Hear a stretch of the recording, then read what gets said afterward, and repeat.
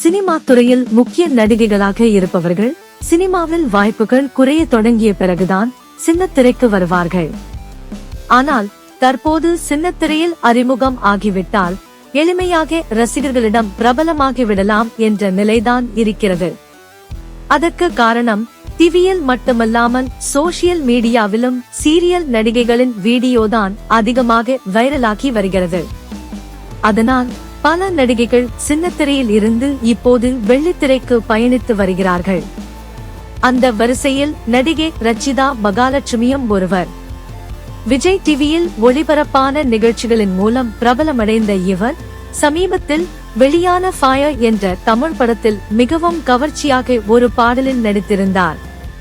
இதைத் தொடர்ந்து தற்போது தன்னுடைய இன்ஸ்டா பக்கத்தில் ஒரு பூஜை நிகழ்ச்சியில் பங்கு பெற்ற புகைப்படங்களை வெளியிட்டு இருந்தார்.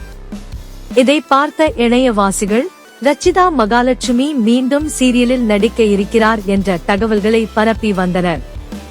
ஆனால் இது குறித்து நடிகை ரச்சிதா விளக்கம் கொடுத்திருக்கிறார். அதில், இன்று நான் வெளியிட்ட புகைப்படங்கள் விரைவில் நான் நடிக்கவுள்ள திரைப்படத்திற்கான பூஜை படங்கள் தான் என்றும் இது சீரியலுக்கான புகைப்படங்கள் அல்ல என்றும் தெரிவித்துள்ளார். மேலும் மீண்டும் சீரியலில் உங்களை சந்திப்பதாக இருந்தால் அந்த சந்தோஷமான செய்தியை நானே உங்களிடம் தெரிவிப்பேன் என்று அதில் கூறியிருக்கிறார். அதுபோல் இந்த படப்பூஜையில் ரச்சிதாவோடு இருந்த அனைவரும் புதியவர்களாக இருப்பதால் இந்த திரைப்படத்தில் ரச்சிதா முக்கிய கதாபாத்திரத்தில் நடிக்கிறார் என்று தெரிகிறது.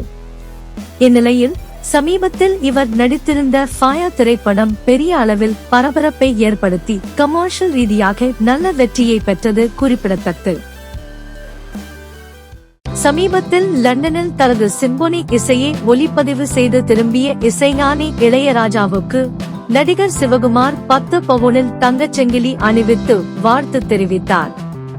மேலும் நடிகர் சூர்யாவும் அவரது தங்கை பிருந்தாவும் பூங்கொத்து கொடுத்து இளையராஜாவை வாழ்த்தினர்.